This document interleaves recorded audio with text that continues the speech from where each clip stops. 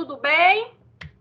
Podemos começar a nossa aula de hoje. Eu acho que vocês vão gostar bastante dessa nossa aula de hoje. E gostaria que vocês participassem também, tá bom? Deixa eu só colocar aqui a tela para apresentar. Ui. Deixa eu ver aqui. Eu não tinha aberto essa aula. Tá aqui minha pequena, gente. Eu já tinha dito para vocês, né? Aquele ela só tinha 1 ano. Cadê a FIVEST? Prontinho. Pronto. Boa noite. Então é isso. Alguém quer comentar mais alguma coisa em relação às práticas? Se vocês estiverem achando que está muito difícil, eu posso procurar algumas outras mais fáceis, mas de antemão, tá, gente? São conceitos que a gente leva no nosso dia a dia para o resto da nossa vida. Tá certo? Isso aqui tá gravando já, né? Então eu não preciso mais colocar para gravar, não é isso? Tá sim, tá gravando. Show. Então pronto, vou abrir aqui minha aula. Tá aparecendo para vocês?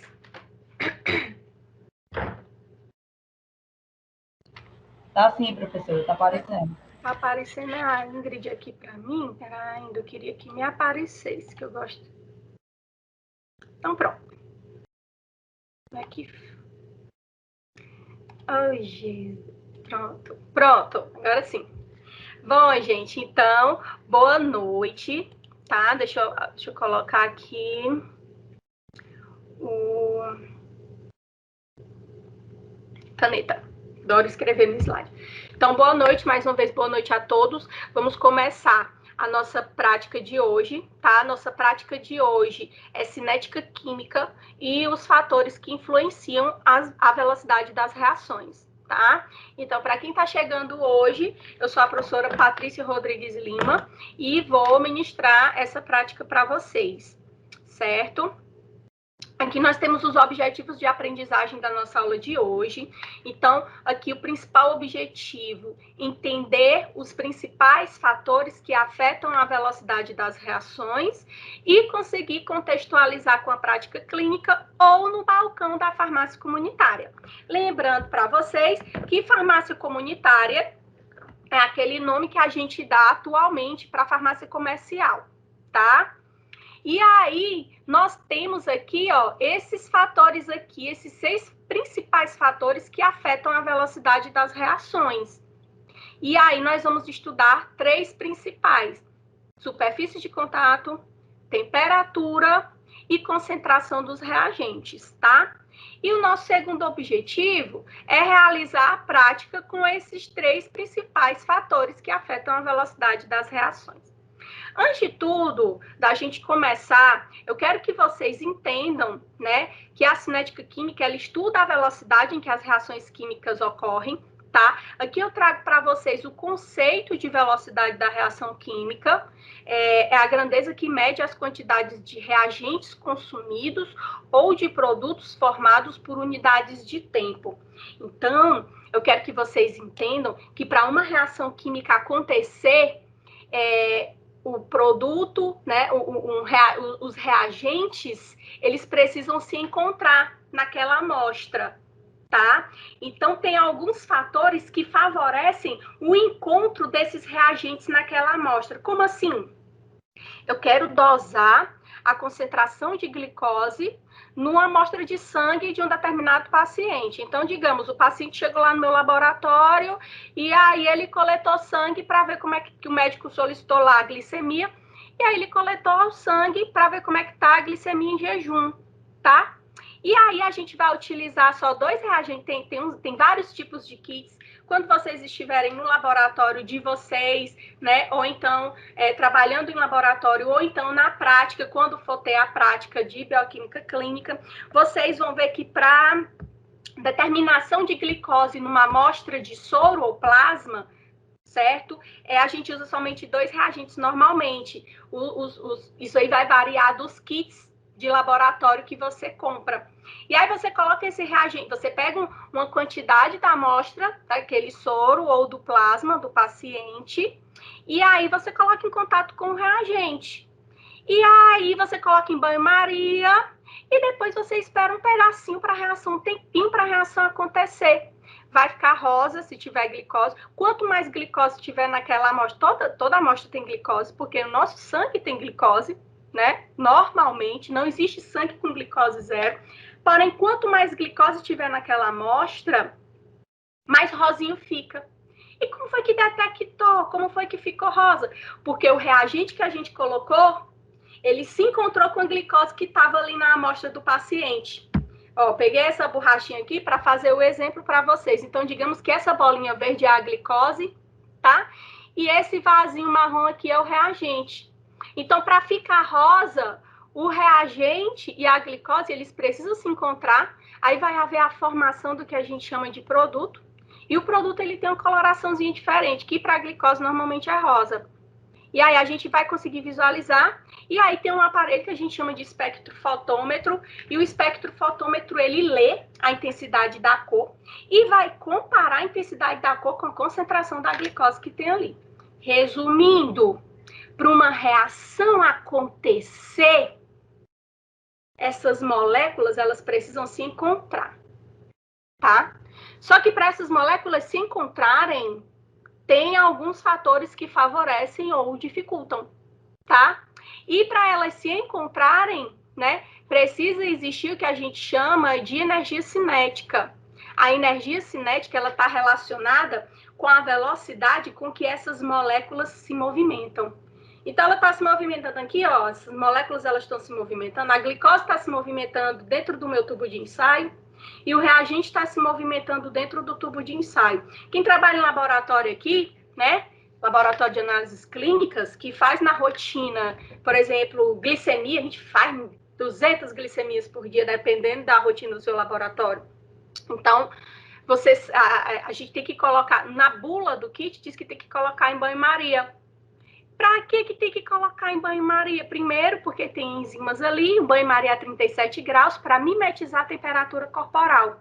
E outra, a nossa temperatura no laboratório, ela é um pouquinho baixa, depende, tá? Pode ser 22 a 25 graus, tá? Então, quanto mais frio, aí a energia cinética é a velocidade com que essas moléculas estão se mexendo, estão se movendo. Então, quanto mais baixa a temperatura, mais devagarzinho elas se movem. Quando você coloca em banho-maria, a temperatura aumenta, né? E aí a velocidade com que elas se movem aumenta. Se você aumenta a velocidade, pensa comigo, aumenta ou diminui a chance dessas moléculas se encontrarem? Alguém pode falar?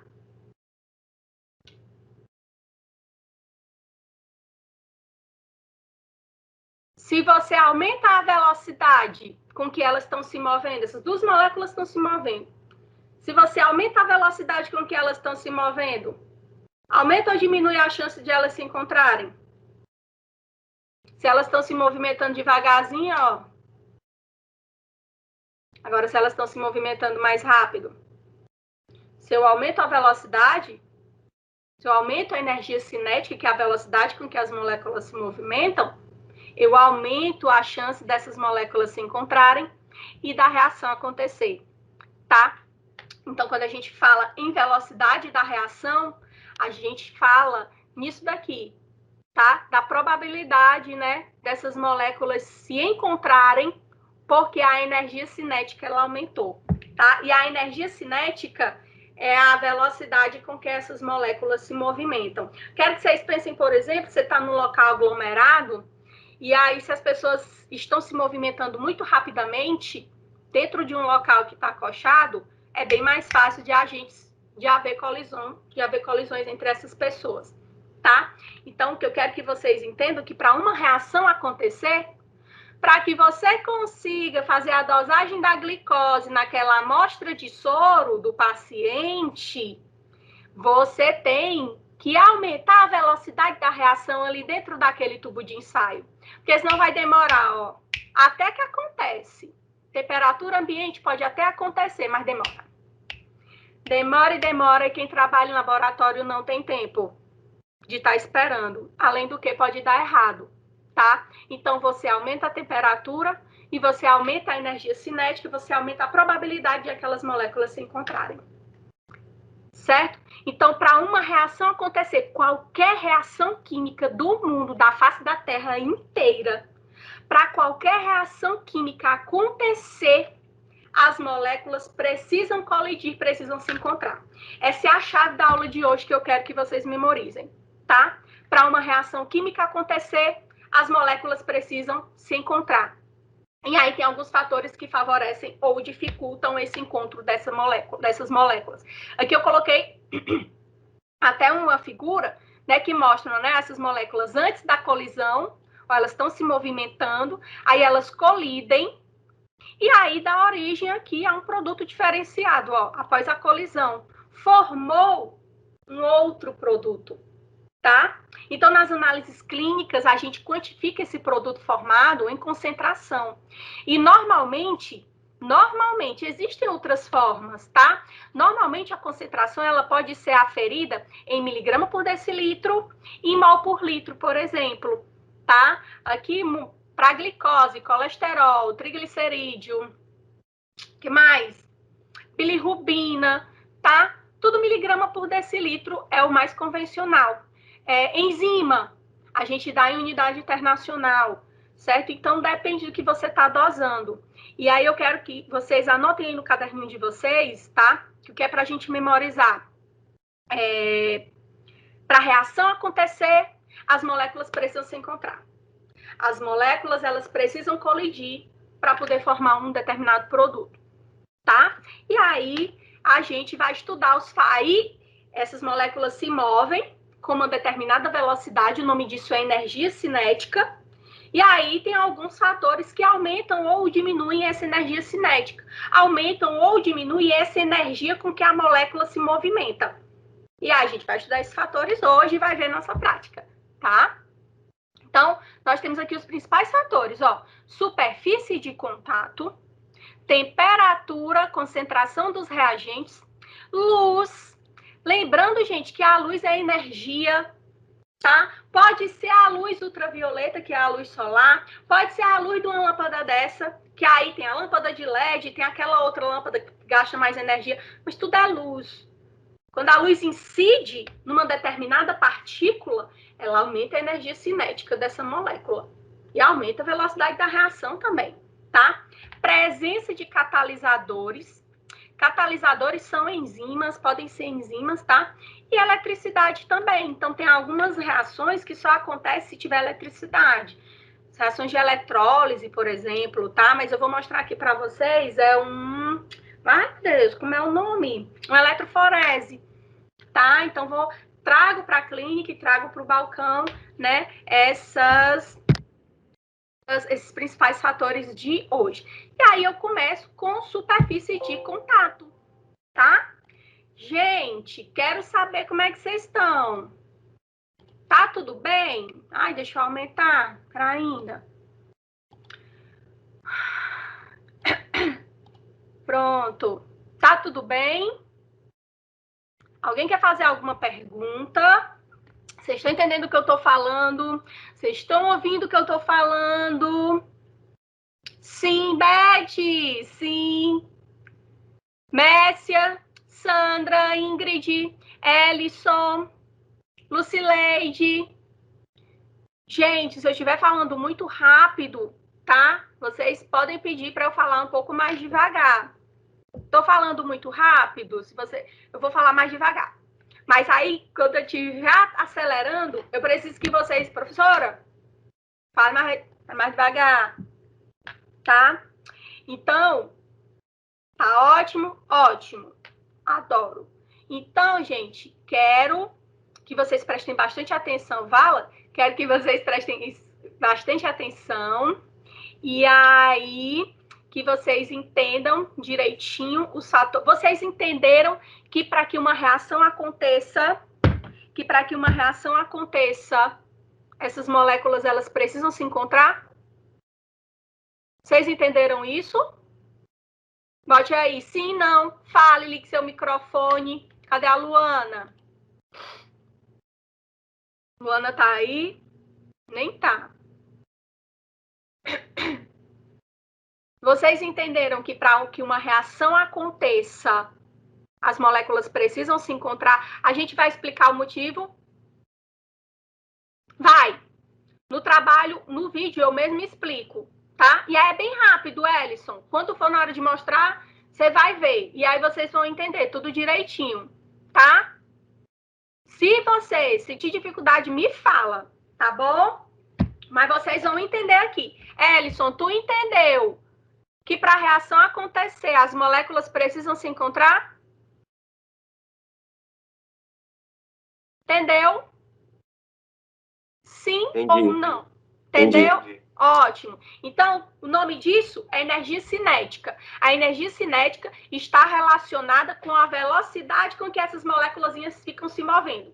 Então, por exemplo, quero dosar colesterol na amostra de soro do paciente, tá? Quero que vocês entendam, né? Acho que vocês já devem ter visto, né, da disciplina de bioquímica, a diferença entre soro e plasma na bioquímica clínica, tá? O soro, ele não tem anticoagulante e o plasma tem anticoagulante. Então, para algumas análises que você vai fazer em bioquímica clínica ou na imunoclínica, ele pede, na bula do kit, ele pede ou soro ou plasma e a gente tem que seguir, porque senão dá tudo errado, tá? Mas aí, essa besteirinha aqui, né, de cinética, de velocidade da reação, é uma coisa importantíssima que se você não fizer a sua reação, ela não vai dar certo. Seu laudo vai sair errado, você quebra o seu laboratório, tá? Trazendo para a farmácia comunitária, também vou trazer alguns exemplos, certo? Então, eu quero que vocês entendam que para eu dosar o colesterol na amostra de um paciente, na amostra de sangue que o paciente coletou e está lá no tubo, vou centrifugar, vou separar, né, o soro da parte celular daquela amostra, e aí eu vou tirar uma amostra daquele soro e vou colocar com reagente. Vai formar um produto que tem uma coloração diferenciada e o espectrofotômetro, ele lê aquela coloração e compara com concentração. Normalmente, quanto mais forte a cor, mais concentrado é, né? Mais tem aquilo que você está procurando no geral. Então, para formar aquela cor, o reagente que eu coloquei precisa se encontrar com o colesterol do paciente que está lá, tá? E aí tem algumas coisinhas, né, que vão aumentar essa probabilidade de eles se encontrarem. Boa noite, Letícia. Então, vamos lá. Abrindo, vamos começar com a superfície de contato. Ai, tá aqui. Vamos começar com superfície de contato. Então, superfície de contato, gente, é a área de contato de um reagente com outro reagente, tá? Ou de um reagente com um agente, como uma temperatura, ou como pressão, ou como luz, por exemplo, tá certo? Então, trouxe até aqui esse exemplo aqui, ó, esses dois exemplozinhos aqui, ó. Aqui você tem como se fosse um reagente nesse tamanho maior, tá? E aí você tem aqui, ó, o soro, o reagente, ele tem que reagir com o soro do paciente, tá? Isso aqui é fictício, né? No exemplo que eu tô dando. E aí tá aqui, o soro do paciente tá aqui, ó, de azulzinho. E aí, ó, como esse reagente tá com esse pedacinho, tá com esse tamanho grande, vai reagir só aqui, só aqui, só aqui, só aqui, tá? Então, essas áreas daqui, de dentro, não reagem por enquanto. Então, a reação ela vai demorar um pouco mais. Só vai começar a reagir aqui na parte de dentro à medida que for reagindo de fora para dentro. Aqui nesse outro quadrinho, o B, a gente já tem um reagente menorzinho. Então, você diminuiu a superfície de contato. Aqui era uma superfície grande, tá? Aqui já são superfícies menores. Então, você diminuiu, você triturou seu reagente.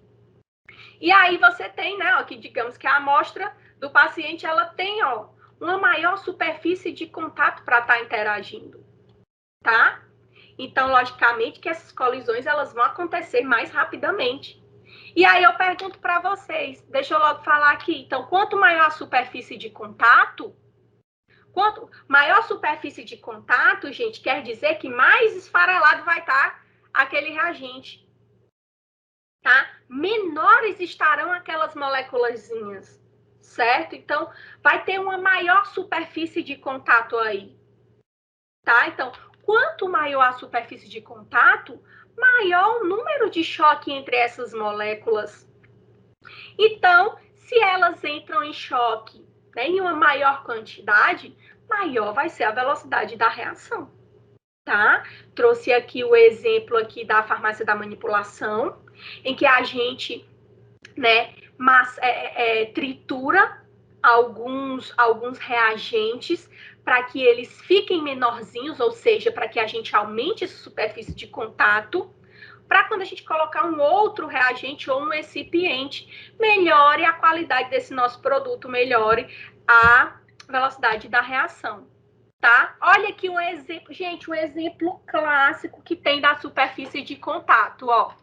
Aqui eu trouxe 2 exemplos de sal de heno. Tem aquele sal de heno que é o pozinho e tem o sal de heno, o tabs.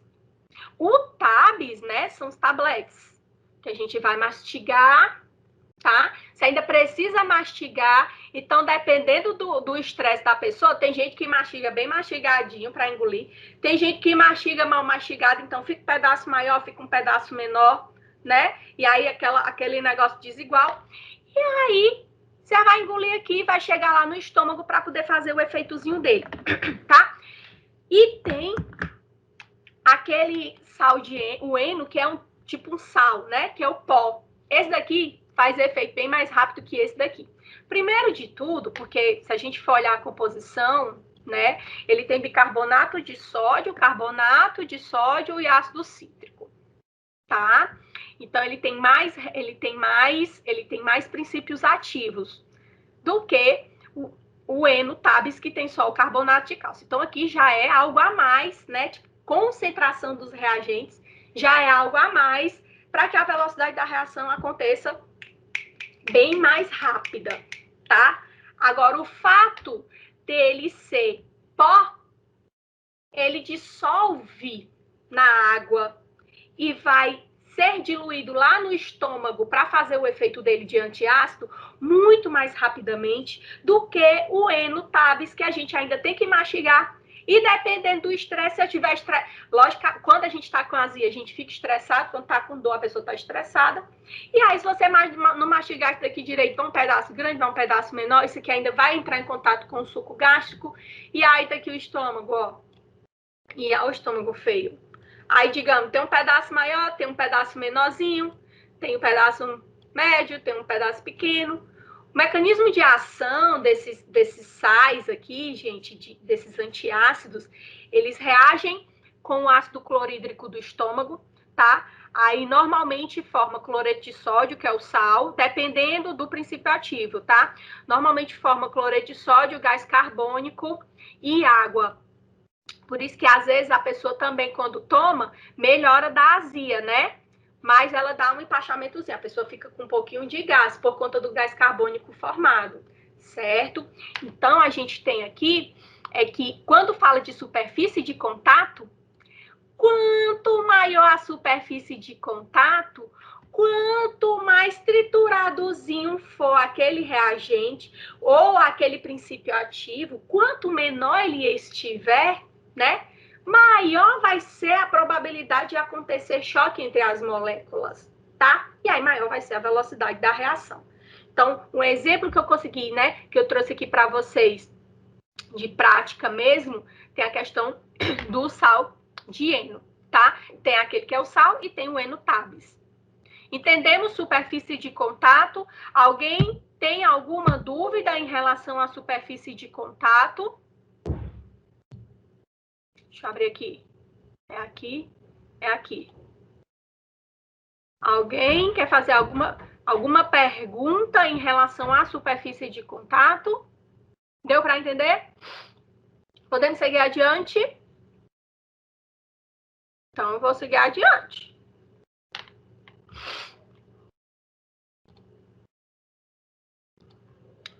Outro fator, né, que a gente tem... Deixa eu ver se é esse aqui.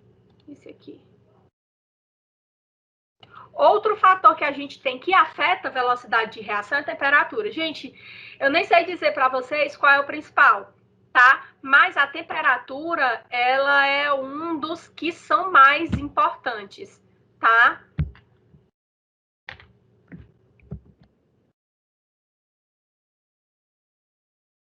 Só um minuto. A temperatura é um desses fatores que a gente chama de mais importantes. Ó, aqui eu trouxe até o exemplozinho para vocês. Cold, de frio, hot, de quente. Então, que a gente tem, ó, moléculazinhas se movendo no frio e moléculazinhas se movendo no quente. Gente, não precisa ser um quente de lascar, não. Temperaturazinha corporal, tá? Que nas análises clínicas, quando a gente leva para um banho-maria uma determinada amostra que você já colocou em contato com o reagente, a gente leva para essa temperatura de por volta de 37 graus, 37,5. E na bula diz, a gente não tem que saber nada decorado, mas na nossa diária a gente memoriza. E a temperatura ela é muito importante. O que é que vocês notam aqui? Será que alguém pode falar para mim? O que é que a gente nota aqui quando compara a velocidade dessas moléculas quando estão numa temperatura fria e quando estão numa temperatura mais elevada? O que é que a gente nota? Alguém poderia falar para mim? Não? A velocidade. Elas se movem mais rápido. Em qual está mais rápido? Na quente. Na quente. Se está mais rápido na quente, é mais fácil ou mais difícil das moléculas colidirem? É mais fácil. É mais fácil. Então, a reação, ela acontece mais rapidamente ou mais devagar? Na quente. Uma reação, olhando para cá, ó, preciso nem explicar para vocês já estão explicando. Uma reação, ela acontece mais rapidamente numa temperatura mais quente ou numa temperatura mais fria? Mais quente. Mais quente. Mais quente, tá? Então, isso aqui, no laboratório e na farmácia comunitária, é imprescindível. Uma informação básica, mas que se você não souber, você bota uma análise a perder. Se você não souber, você bota um estoque de medicamento a perder. E a vigilância sanitária é em cima. O pessoal que trabalha em posto de medicamento, né, no posto de saúde, na farmácia do posto, sabe dizer para mim isso daqui, né? Em relação à questão de temperatura, é muito importante quando a gente fala do medicamento, tá? Falando do medicamento em si, alguns medicamentos a gente chama de termolábeis. Deixa eu escrever aqui o nome para vocês. Desculpa, tô super gripada. Termolábeis. Medicamentos termolábeis são aqueles que podem sofrer degradação se a temperatura aumentar um pouquinho. Um exemplo que eu dou para vocês é a insulina. A insulina ela precisa ficar armazenada na geladeira de 2 a 8 graus. Tem alguns colírios que também precisam ficar armazenados de 2 a 8. Tem algumas pomadas oftálmicas que também precisam ficar armazenadas de 2 a 8. Vocês já ouviram falar naquelas injeções que a galera tá tomando para emagrecer, né? Tem a Ozempic. Como é o nome da outra? Esqueci. A Saxenda. Elas devem ficar armazenadas de 2 a 8. Por quê? Porque são medicamentos termoláveis. Aquela molécula do medicamento, se ela sofrer uma variação de temperatura um pouquinho maior, ela vai sofrer degradação, tá? Professor, e como é que eu vou saber quando eu for trabalhar na farmácia comunitária? Vem na caixa, tá? Então, vem no rótulo daquele medicamento dizendo a temperatura que ele deve ser armazenado. Se ele deve ser armazenado de 2 a... Se ele tiver obrigação de ser armazenado em geladeira, diz lá 2 a 8 graus. Se ele tiver obrigação de ser armazenado, se ele não for obrigado a armazenar na geladeira, só na prateleira, né, ele diz armazenar até 25 graus, tá? E aí aqui, minha gente, no meu Sobral, 25 graus, o negócio é complicado, viu? Tem que estar climatizada a farmácia, tá? Outra coisa importante, em relação a essa questão de temperatura, acho que vocês já notaram que quando a gente armazena um alimento na geladeira, ele demora mais tempo para perecer, né? Por quê? Porque as bactérias, os micro-organismos que estão presentes naquele alimento, tá? Eles têm uma temperatura ideal para as enzimas delas funcionarem. E aí, se a gente coloca na geladeira aquele alimento, né, as enzimas, as moléculas das enzimas delas, ó, vão ficar mais lentas. E a velocidade de crescimento dessas bactérias, desses micro-organismos, diminui. Então, a deterioração do alimento, ela demora mais. Normalmente, o alimento congelado, ele dura bem mais que se o alimento for só refrigerado, tá? Então, o aumento da temperatura favorece o aumento da energia cinética das partículas, ó. Então, você aumenta a temperatura, você aumenta a velocidade com que essas partículas estão se movimentando, tá? E aí elas passam a colidir mais entre si, tornando a reação mais rápida. Da mesma forma, o contrário acontece. Se você diminui a temperatura, você diminui a energia cinética das colisões. Então, você diminui a velocidade da reação. Então, você pode usar essa informação para esses dois opostos, tá? Nos mais diversos fatores. Aqui, temperatura, trouxe para vocês nas análises clínicas, que é um banho-maria. Banho-maria existe do mais simples ao mais complexo, tá? O que manda é seu dinheiro e também a sua necessidade. Mas aqui estão as amostras no banho-maria. A gente vê aqui temperatura 37 graus. Ai, professora, tem que ser a temperatura, a bula daquele kit que você está seguindo é que vai dizer. Se for 37,4, você tem que colocar 37,4. Se for 36,8, você tem que colocar 36,8. Porque senão vai sair errado toda aquela análise que você demorou para fazer. E você está cansado fazendo, e aí você vai liberar um laudo errado, e é aquilo que eu já disse para você, né? É chato para o paciente. Você pode quebrar um laboratório por causa de um laudo errado desse, tá? E aí, o quesito temperatura é muito importante. Calibração de aparelho é muito importante. Ele está calibrado certo para a temperatura que está acusando corretamente, tá?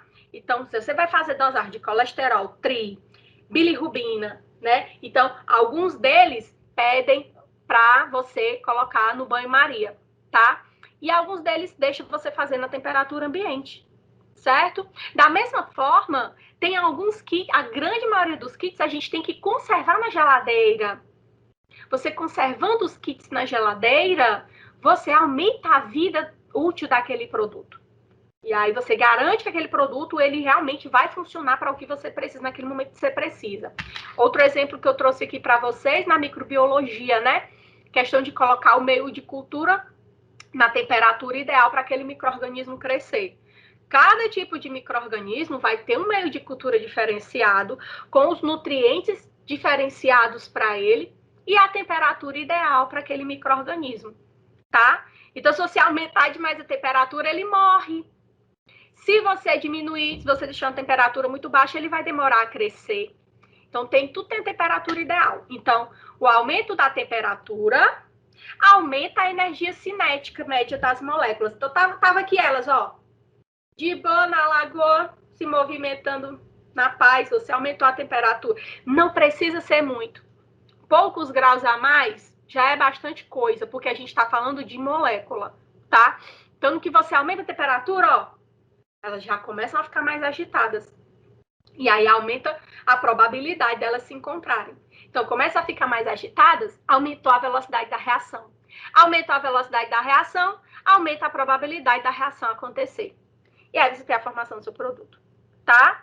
Aumento do número de choques eficazes e aumento da velocidade da reação, tá? Então, tudo isso a gente precisa saber. Quando vai para uma farmácia, quando vai para um banco de sangue. Teve gente que falou para mim, né, que também trabalha no Hemoce. Acho que foi no Hemoce. Olha aqui, ó. Quando você congela quando você vai para o laboratório, que é isso aqui, né? Quando você congela amostras, tá? Então, quando você vai para pesquisa, vou fazer um mestrado, vou fazer um doutorado, vou trabalhar com fluidos humanos, então vou trabalhar com soroplástica, ou então vou trabalhar com animais, né? Vou fazer experimentos em animais, vou coletar o sangue desses animais. E aí, dentro daquela amostra de sangue daquele animal, ou soroplasma, seja lá o que você tenha separado para você utilizar, tem enzimas funcionando, tem proteínas, tá? Tem material sendo consumido ali. Então, quando você congela, você retarda mais aquela reação. Então, você aumenta a meia-vida, aumenta o tempo de vida daquele seu produto, tá? E aí, para congelar isso aqui, tem que ser freezers, tipo, na pesquisa, a -20. Aí tem os laboratórios que são mais ricos, que tem freezers a -80. Aí é muito chique, tá? Aqui o sangue, ele é só refrigerado. Ele dura poucos dias. O plasma, ele já pode ser congelado, ele dura mais dias, tá? Aqui nós temos alguns reagentes, ó, sendo armazenados. Reagente a gente normalmente não congela, a gente refrigera. Mas dependendo do tipo de reagente, você pode congelar sim. Tudo vai depender do laboratório, tudo vai depender, né, da bula, tá? Da marca daquele kit que você comprou, certo? Então, a gente conhecer a questão da energia cinética, se metendo aqui, influenciando, né? A temperatura influenciando na energia cinética, isso aqui, os dois opostos são importantes para a gente. Tanto frio quanto quente. O frio diminui a velocidade da reação, o quente aumenta a velocidade da reação. Então, aqui quer dizer que a reação acontece mais rapidamente, aqui quer dizer que a reação acontece mais devagar, tá? Deixa eu ver. Alguma pergunta, gente? Trouxe aqui para mostrar para vocês, ó, na farmácia comunitária. Aqui não é farmácia comunitária, tá? Aqui nós temos um laboratório, certo? E aí nós temos aqui, ó, geladeiras especiais para medicamentos ou para kits, certo? Ó, nós temos aqui alguns kits armazenados em prateleiras, tá bom? Aqui geladeira, ó, na farmácia comunitária, farmácia comercial.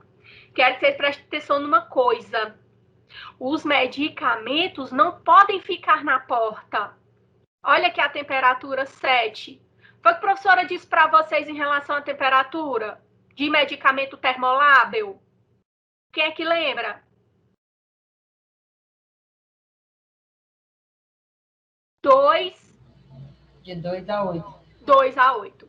Tá? E a temperatura da geladeira, ela deve ser aferida todos os dias que Deus dá. O farmacêutico chega, o técnico chega, se o farmacêutico não puder, o técnico ajuda e faz, e assina, tá? E assina aquela... Por que tem que olhar todo dia? Porque se eu não olhar hoje, pode acontecer a pintura da geladeira hoje dar o prego. E aí ninguém veio comprar insulina, ou lá no meu posto de saúde, ninguém veio receber a insulina, e eu nem abri a geladeira hoje, e hoje tá quente que só a peste, e eu não dei fé que a geladeira estava desligada, porque estava com defeito, porque eu não abri para olhar. Tá? Então, todos os dias ela deve ser aberta e verificada a sua temperatura, para o caso de acontecer alguma inconformidade, a gente ter tempo de consertar, de corrigir, tá? E prestem atenção, medicamento não pode ficar na porta. Por que medicamento... Na nossa casa também, tá? Por que medicamento não pode ficar em porta de geladeira? Vamos lá? Gente, vocês me veem? Meio que pequena. Deixa eu ver se alguém tá falando alguma coisa aqui no negócio. Quando o slide tá aberto, vocês não me veem? Não. Deus me livre. Por que o medicamento não pode ficar na porta? Kauri, tu sabe? Ingrid, Emerson, Beth, Letícia, Lucilei, tô falando o nome que eu tô vendo aqui no quadrinho. Sandra, porque muda. Porque muda. Me dê uma resposta mais elaborada.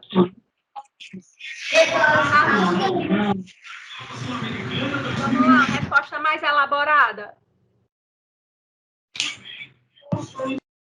Porque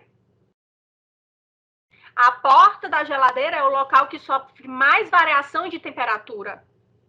tá? Então, os seus medicamentos lá na farmácia comunitária, os seus kits bioquímicos, os seus kits de imunologia no seu laboratório não devem ficar em porta de geladeira.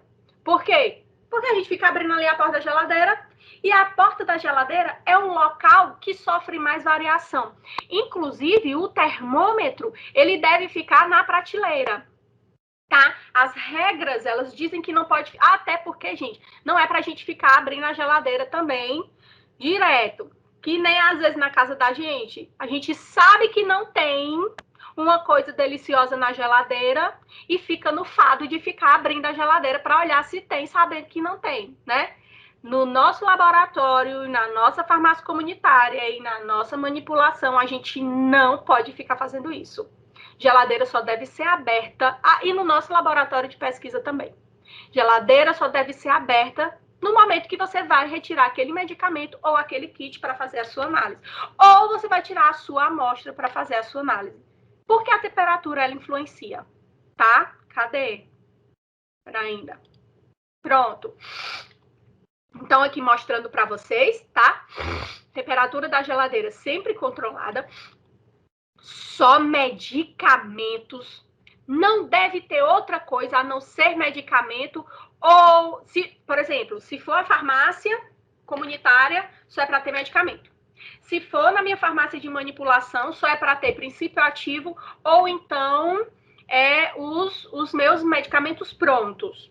Se for no laboratório, só é para ter meus kits de bioquímica, kits de imunologia ou as minhas amostras. O ideal é você ter um refrigerador só para amostra, um refrigerador só para os seus kits, tá? Algumas amostras podem ser congeladas, outras não.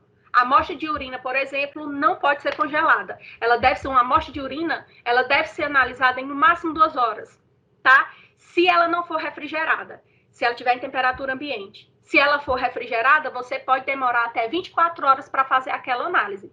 Lembre que refrigerada é uma coisa, congelada é outra coisa, tá? Então, preste atenção na dica aqui da geladeira. Aqui, eu trouxe para vocês prateleira. Então, nós temos a RDC 44 de 2009, que ela rege as boas práticas em farmácias e drogarias. E aí, uma das coisas que ela traz para a gente é essa questão de que os medicamentos que não são termoláveis, porque os termoláveis têm que ficar na geladeira, e os que não são controlados, porque o controlado ele tem que ficar trancado. Todos os outros produtos, tá? Eles devem ficar em armários, né? Ou em prateleiras, ou se não tiver condições, em pallets, né? Que é aquele engradado, né? Que pode ser de compensado, de MDF, ou pode ser esqueci o nome daquele plástico, gente. Como é o nome? Propileno, poliestireno, aquele de plástico, tá? Nenhum produto deve encostar na parede, no chão ou no teto. Alguém saberia me dizer o porquê do produto não poder encostar nem na parede, nem no chão e nem no teto? É uma cor bem óbvia, eu tenho certeza que está na cabeça de vocês, a informação. Eu já levei chamada, gente, de fiscal da vigilância sanitária, porque tinha medicamento na farmácia que estava encostando, eles estavam assim, ó. Eles estavam, que as caixas, uma caixa encostando assim na outra, meio derrubadas, e algumas caixas encostando atrás aqui na parede. Não pode ficar encostando na parede porque pega a quintura da parede. Não pode ficar encostando no teto porque pega a quintura do teto, no chão da mesma forma. Fora a questão das sujidades, tá? Então, não pode. Você recebeu aquela mercadoria, você não pode armazenar agora porque você está fazendo análises, ou porque você está atendendo o paciente, ou por qualquer outro motivo, tem que ficar em pellets. Ou em pallets, desculpa. Em pallets. Não pode encostar no chão, não pode encostar na parede, tá? Isso vale para a farmácia, isso vale para o laboratório, isso vale para o hospital, isso vale para tudo, tá bom? Trouxe aqui para vocês algumas imagens de vigilância sanitária e gostaria que vocês detectassem os erros aqui para mim. Relacionado, né, à questão de temperatura, principalmente. Eu tinha colocado uma foto de uma geladeira, gente, que não pode, mostrando onde era que não podia colocar. Acabou que ficou de fora. Mas vamos lá, vocês entenderam, né, o que eu quis dizer. O que é que tem de errado aqui? Gente, essas fotos são de fiscais, tá? Caramba, o vestígio de aniversário, deixado dentro da geladeira. Todo almoço, né? Tem coisas que não são medicamentos aí, tá? Tem o prato e tem a garrafa. O que acontece? Provavelmente a pessoa vai ficar abrindo essa geladeira para mexer nisso daí que tá aí. Vai oscilar a temperatura, não vai ficar na temperatura correta, aumento de temperatura, aumento de velocidade da reação, pode degradar esse medicamento. Aqui, o que é que tem de errado?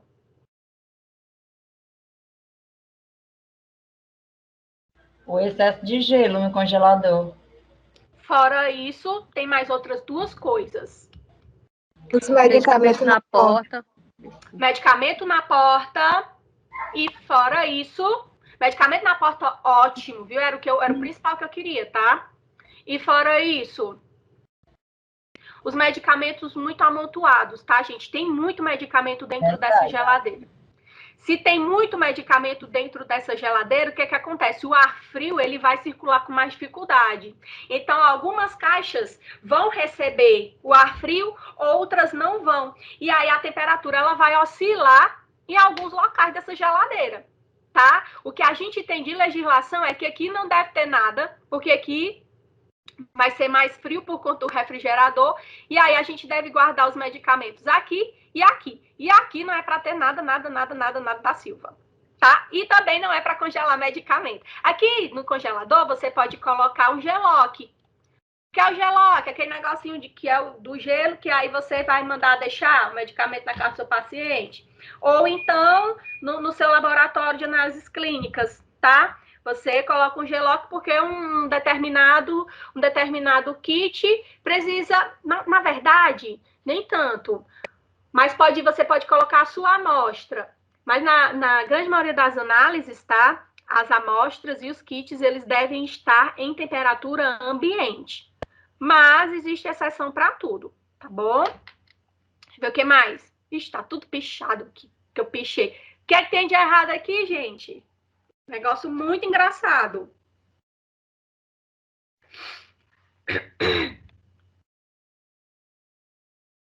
Não, por favor. Vocês não estão vendo a coisa. É um alimento, né, dentro do congelador. É um peru, gente. Eu já ia dizer, um frango é um peru. Peru de Natal que a galera ganhou, guardaram aí na geladeira, né? Ele tem que colocar para trabalhar, viu? Ganha até peru. Tá aí é bom, aí é bom, aí é bom. Currículo. Aí é bom. Não pode, tá? Não pode, de forma alguma, tá? Então isso aqui, ó, fotos de fiscais, tá? Aqui, a última. No chão, né? No chão e encostando na parede também, tá? Pega quintura, tá? Aqui em Sobral, que é muito quente, que eu não canso de dizer para vocês, mas eu amo essa cidade também. Já aconteceu de eu sair de uma aula mais de 10 horas e eu tava com muitos gases. Muitos mesmo, não tem noção, não. Era na época até que eu tava grávida. E aí eu digo pro meu esposo, para na farmácia, que eu quero comprar um Lufital Gotas. Minha gente, mais de 10 horas da noite. Eu tirei para olhar para a fotinha de vocês. Mais de 10 horas da noite. Ele desceu, eu fiquei no carro, ele trouxe o Lufital para mim. Eu abri, xiringuei na boca ali na hora. E aí, quente. Quente. Né? Ou seja, provavelmente ele estava encostado na parede. Tá? Então, aqui tem momentos que a parede, dependendo do local que você mora, que você trabalha, você não suporta se encostar numa parede ou ligar uma torneira e botar a mão debaixo, tá? Então, a gente precisa ter cuidado com isso daí, né, em relação à manutenção da qualidade dos nossos reagentes e dos nossos medicamentos, porque temperatura é um dos fatores que mais afetam a velocidade da reação, tá? Aqui de novo. Voltando, vocês detectaram só todos os erros, orgulhosérrima de vocês. Aqui fala de concentração dos reagentes. Ai, deixa eu tirar aqui, deixa eu colocar aqui como animação. Pronto. Deixa eu ver se melhorou. Pronto. Concentração dos reagentes já é outro fator que afeta a velocidade da reação. Olha aqui para essas duas figuras, ó, gente. Aí vocês que vão explicar para mim, de acordo com o que vocês já pegaram, do insight que vocês já pegaram do negócio da colisão. As moléculas têm que colidir para a reação acontecer. E aí, olha aqui, quadro 1 e o quadro 2, ó. Aí você tem aqui um pouquinho de moléculas e aqui muitas moléculas. Onde é que vai ser mais fácil da reação acontecer? Onde é que vai ser mais ligeiro da reação acontecer? No 1 ou no 2?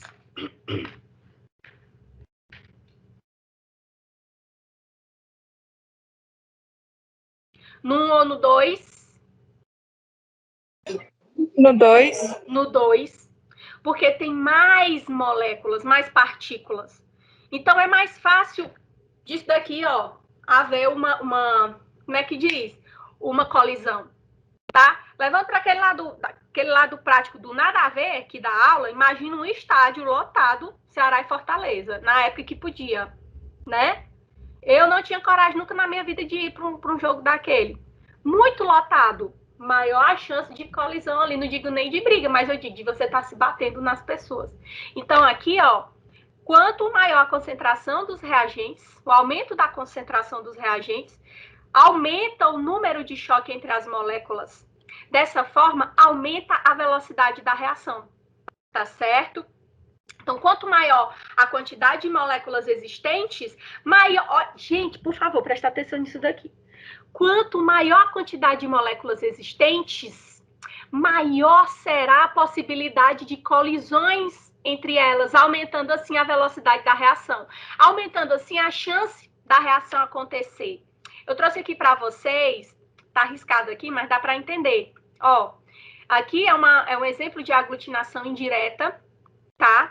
É das metodologias que a gente utiliza na imunologia clínica para a detecção de anticorpos para determinados patógenos no soro do paciente, tá? E aí a gente tem aqui que no soro desse paciente tem os anticorpos, ó, soroplasma, como eu disse para vocês, depende do kit, tá? E aí, ó, ele vai... Ai, meu Deus, esqueci a palavra agora. Espera ainda que eu digo já.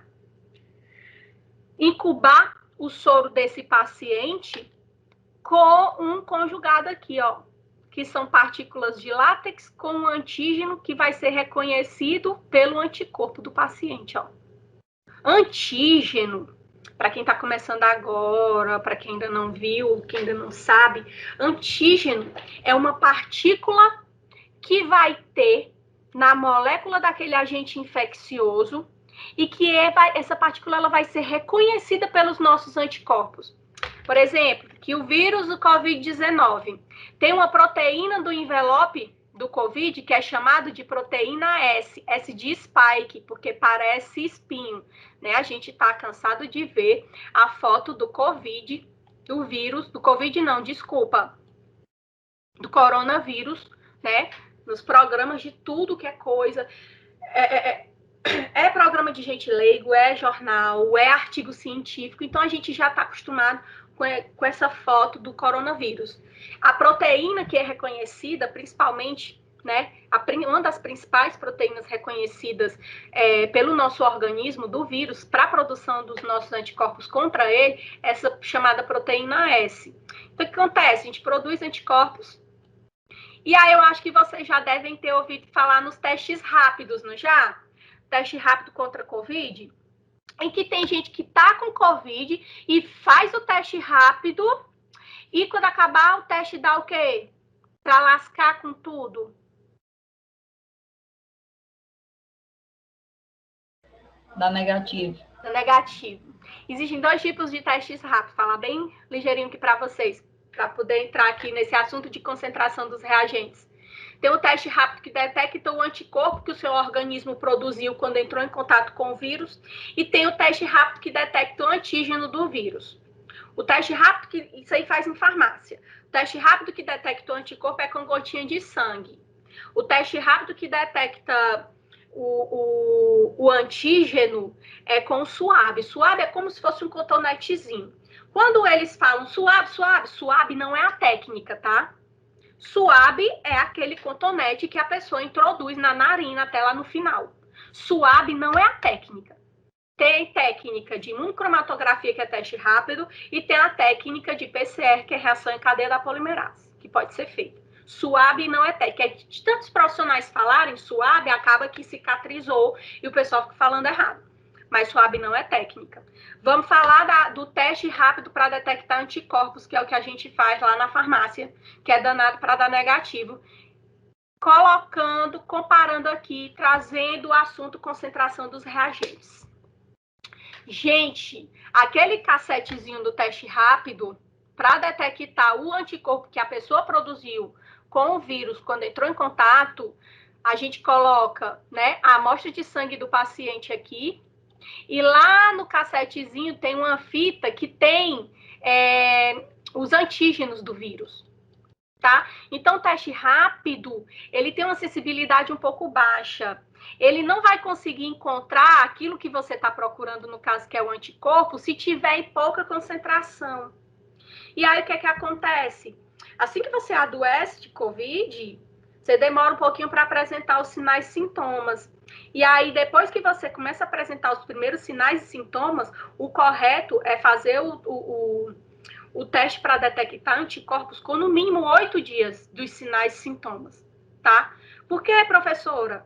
Porque você vai estar com tão pouco anticorpo, concentração tão baixinha, que na hora lá de reagir, o teste não detecta. E aí ele dá negativo. E a pessoa sai esculambando na farmácia. Ah, não presta. Ou o laboratório. O laboratório não presta, porque eu fiz meu teste e eu tô com Covid e dando... Aí a gente diz o quê? Senhor fulano, daqui uma semana, o senhor espera e vem repetir o teste, gastar mais R$130? Venha repetir o teste, o senhor vai ver que dá positivo. Por quê? Porque com uma semana, a produção de anticorpos já tem aumentado. E aí, seja no laboratório ou seja o teste de farmácia, a sensibilidade aumenta do teste porque a concentração dos anticorpos aumentou. Uma vez que aumentou, é mais fácil acontecer a colisão entre as moléculas, vai ser mais fácil de dar positivo. Tá certo? Então, assim, é muito chato quando isso acontece no laboratório. Porque, às vezes, mancha também o nome do laboratório da gente ou da nossa farmácia e a gente ter culpa, a culpa sendo do paciente. Porque o paciente estava alvoroçado para fazer o teste e não quis esperar, tá? Trouxe até aqui o exemplozinho, ó, de bolhas. Quanto maior a quantidade de moléculas existentes, maior será a possibilidade das colisões efetivas entre elas, ó. Né? E aí aumenta a velocidade da reação, tá? Então, a gente viu os perfis de contato, a gente viu temperatura e concentração dos reagentes, que são os 3 principais. Então, a gente tem que saber esse básico aqui, tá? Luz. Gente, tem reação, aí eu trago para vocês. Na farmácia comunitária, no laboratório, a luz é um fator que interfere em reação, então a gente tem que ter cuidado com isso daqui, porque senão você desgraça suas análises ou seus medicamentos lá na sua farmácia. Quanto mais... Lembrem que foi que a professora disse. Essa luz que está incidindo, a luz do computador no olho da gente, está aumentando a energia cinética das moléculas do nosso olho, da nossa pele, tá? A luz da nossa casa também incide. Então, tem gente que, por exemplo, está fazendo tratamento para melasma, tem que usar protetor até dentro de casa, porque a luz da sua casa, a luz da lâmpada interfere. Então, a luz é energia. E aí, a moléculazinha tá ali, ó, do mesmo jeito, tranquila e calma. Bate a luz fornece energia. No que fornece energia, velocidade da reação aumenta, ó. Se aumenta, aumenta a facilidade de acontecer a colisão aumenta a velocidade da reação, aumenta a chance da reação acontecer. Então, quanto maior a quantidade de energia fornecida para a reação, tá? Mais rapidamente essa reação ela vai se processar. Então, trago para vocês vários exemplos, certo? Produção de vitamina D no corpo, ela tem que o rim é um dos grandes produtores de vitamina D, vocês devem ter aprendido isso na disciplina de bioquímica clínica, certo? Mas a gente tem a pele também, tá? Que aí a produção de vitamina D pela pele, ela é auxiliada pela absorção da luz UV. E aí, falando de análises clínicas, a gente tem aqui, ó,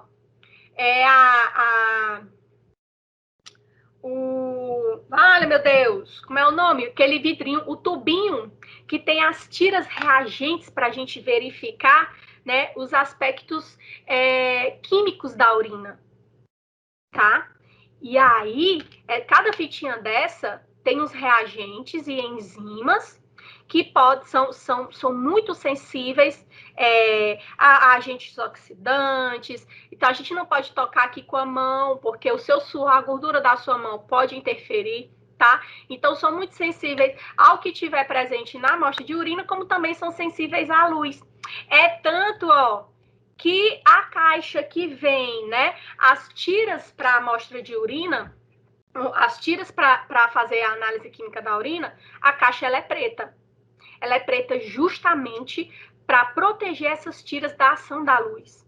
Quando a gente vai fazer análise de urina no laboratório, que a gente chama de urinálise, a gente só tira a quantidade de fita suficiente para você fazer as análises daquelas amostras que você tem ali naquele dia, tá? Justamente para você não estar expondo aquelas tiras. E também não pode ficar brincando com a caixa, fazendo assim. Ai, que lá eu pego aluno no batuque da caixinha, achando lindo. Ali você está misturando o reagente de uma fita com a outra, desgraçando com tudo, tá? E aí pode dar um resultado falso. Coletores de urina, ó, tem de todo tipo, né? Tem esses aqui que são os mais simples, tá? E tem uns que são escuros.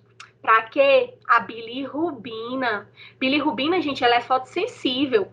E aí, se tiver bilirrubina na amostra de urina daquele paciente e pegar muita luz, ela vai se degradar e a gente não consegue detectar.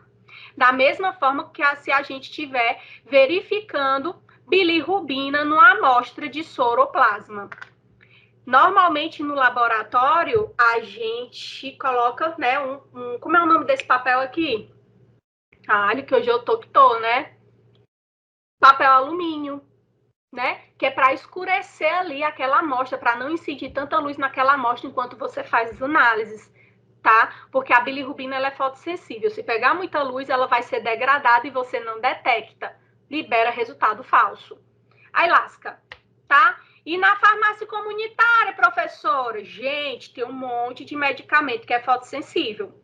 Então, na farmácia comunitária, os nossos medicamentos, eles devem ficar protegidos da luz, tá? Então, a luz, ela pode causar fotooxidação.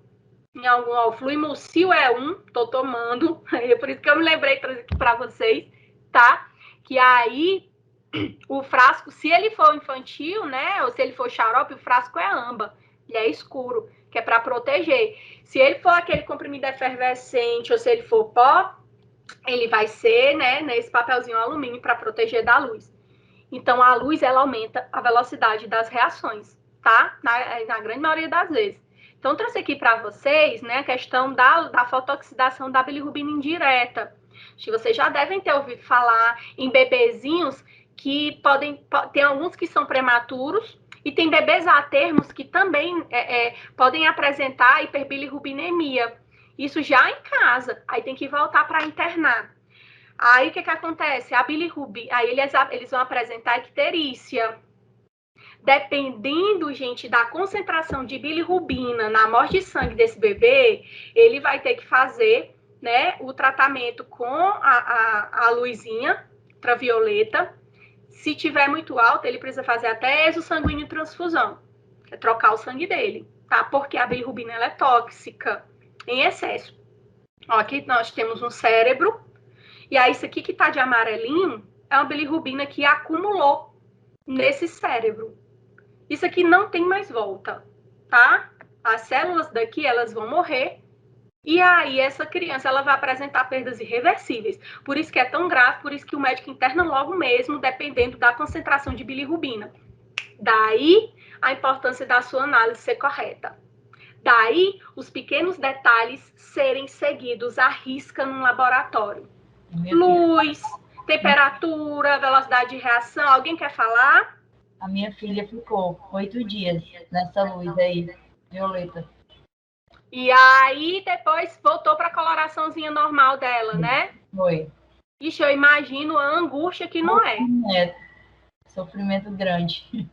Não gosto nem de pensar. Aqui trago para vocês o mecanismo, né? Então, a pior é a bilirrubina indireta, porque ela é muito lipossolúvel, e aí ela ultrapassa a barreira encefálica, hematocefálica, e se acumula no cérebro.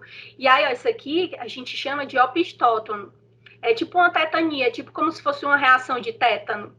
A criança, ela fica arqueada, pescoço voltado para trás e membros inferiores também voltados para trás, então ela fica arqueada. Tá, isso não tem mais jeito, certo? Então, por que o médico interna logo e faz logo a fototerapia?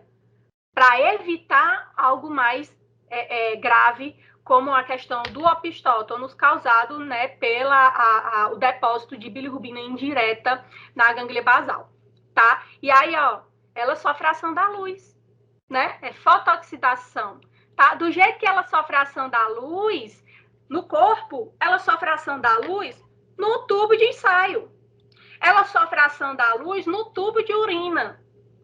Então, a gente precisa ter esse conhecimento de que a luz aumenta a velocidade da reação e que eu preciso proteger minhas amostras da luz se eu não quiser que saia algo errado. E aí vai depender das amostras. Por exemplo, se você vai avaliar uma amostra que lá não está pedindo bilirrubina, você não precisa se preocupar com essa proteção dessa amostra, tá? Agora, se o médico solicitou, dentre as análises, né, que são várias, ele solicitou bilirrubina direta, bilirrubina indireta, bilirrubina total, né, ele solicitou as bilirrubinas, aí você precisa proteger, sim, sua amostra, tá? Então, luz é um dos fatores que aumenta a velocidade da reação e degrada, tá? Aí nós temos catalisador. Catalisador diminui a energia de ativação, isso aqui vocês já viram na bioquímica básica. Uma vez que diminui a energia de ativação, aumenta a velocidade da reação. O catalisador normalmente é enzima. Professora, pelo amor de Deus, não me lembro o que é energia de ativação. Gente, eu trouxe aqui um gráfico, tá? Aqui, ó, não precisa se apavorar com o gráfico. Nem decorar, vou só explicar, vocês vão entender. Aqui nós temos os reagentes. Reagentes, tchá, tchá, tchá, tchá. Vão colidir e vão dar origem a um produto. E aqui a gente tem um produto. Para isso acontecer, não é uma coisa tão simples de acontecer, não. Eles precisam transpor uma barreira de energia, tá? Precisam atravessar essa barreira de energia que a gente chama de energia de ativação. O catalisador diminui essa energia de ativação. Uma vez que diminui a energia de ativação, a reação acontece mais rapidamente. Tá? O catalisador pode ser, normalmente é enzima. E aí uma reação que demoraria muito tempo para acontecer, na presença de enzima, a reação acontece bem rapidamente. Trouxe 2 exemplos, tá? De catalisador. Fazer iogurte caseiro com iogurte natural, acho que todo mundo aqui sabe como é que faz. Dentro, né, do iogurte natural, daquele potinho, tem bactérias, que a gente chama de probióticos. Eu queria ter bem mais tempo para conversar bastante com vocês. Você sabe a diferença de probiótico para prebiótico? O probiótico é o micro-organismo vivo. Então, quando a gente está com diarreia, que o médico passa um Floratil, um Florax, né? A enterogernina, ali são milhões de micro-organismos vivos, tá? Dentro do iogurte, no Yakult, no chamito, tem probióticos, que são micro-organismos vivos. E aí eles vão, né, habitar o seu intestino e melhorar, né, ali o funcionamento do intestino, diminuindo o crescimento dos micro-organismos maléficos. Prebióticos são as fibras que você consome que vão servir de alimento para o probiótico. Então, não basta a gente consumir o probiótico, tem que consumir prebiótico. Aquela arrumação da alimentação equilibrada, que nessa pandemia não tem quem aguente alimentação equilibrada 24 horas, né, gente? É difícil, né? Tome a organização no mental da gente. E aí, dentro do iogurte natural tem esses probióticos, essas bactérias, que produzem enzimas que vão quebrar a lactose, tá? Em glicose mais galactose do leite. E aí vão formar ácido lático, isso aí vocês já viram na bioquímica básica, e aquele leite vai virar um iogurte também. Então é enzima. Aqui eu trouxe para vocês, eu adoro esse laboratório. BioClean, tá? BioClean, tem um LabQuest, tem um LabTest. Então, são os que a gente mais usa, que são ótimos. E aí, aqui nós temos o kit de glicose, ó. Glicose monorreagente. Vem só esses 2 reagentes aqui. Tem o reagente 1 e o reagente 2. Reagente 2 é o controle, que é aquele que você usa, que tem uma concentração de glicose conhecida. E o reagente 1 nada mais é que ele vem, né, uma mistura de um reagente com um catalisador, tá? Que vai acelerar a reação, tá? E aí, ó, o que a gente vê aqui? Esses 3 tubos, esse aqui não tem, né? Normalmente a gente coloca um outro padrão negativo. Aqui a gente tem um tubinho rosa, um rosinho mais escuro. Quanto mais rosa, mais glicose, tá? E aí, ó, o que acontece? A reação só aconteceu por 2 motivos, porque a gente usou o catalisador, tá?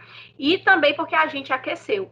Para quantificar glicemia, né, que é a concentração de glicose na amostra de soro de um paciente, a gente coloca os reagentes e a gente coloca, se eu não me engano, são 10 minutos em banho-maria, 37 graus. E aí vai dar a corzinha. Quanto mais rosa, mais glicose tem naquela amostra, depois a gente leva para o espectro fotômetro para ler. Tá certo? Então, trouxe para vocês, que só para mostrar, né, que catalisador também aumenta a velocidade de reação. E eu acho que aqui é o último, eletricidade. A eletricidade, da mesma forma que a luz, fornece energia para aquela reação acontecer. Se está fornecendo energia, ó, a molécula está danada se mexendo mais rápido. Então, existem reações que só ocorrem na presença de eletricidade, tá? Então, quanto maior for a quantidade de energia fornecida para uma reação, mais rápido essa reação ela vai acontecer. Tem as reações de eletrólise, mas eu trouxe para vocês aqui uma eletroforese de proteínas. A eletroforese, gente, é uma coisa linda demais, tá? Se vocês forem trabalhar na pesquisa ou se vocês forem trabalhar no laboratório mais especializado de bioquímica, não é todo laboratório que faz, ou na imunologia, não é todo laboratório que faz, às vezes os laboratórios terceirizam, porque isso aqui é um pouco caro. Que a gente coloca, depois de tratar, né, isso aqui é um processo que demora, depois de tratar, você coloca cada pocinho desse, é a amostra de um paciente. E tem a amostra padrão, tá? Também, normalmente o primeiro é o padrão, que é o que você vai comparar os seus pacientes com esse padrão. O pessoal do Hemose faz muito a eletroforese de hemoglobina, né, gente? Tem alguém do Hemose aí hoje? Faz eletroforese de hemoglobina, né, para separar as hemoglobinas, para ver, por exemplo, se aquela pessoa tem anemia falciforme, ou se tem talassemia, ou se tem alguma hemoglobinopatia, tá? E aí, isso aqui, essas proteínas, elas não iam se separar ao acaso. Tem que passar a corrente elétrica aqui, né? Oferecer energia para elas. E aí elas vão se separando, a coisa mais linda da face da Terra de você ver. Deixa eu ver se esse vídeo vai rodar aqui, ó. Aí elas se separam por bandas, tá? Ó.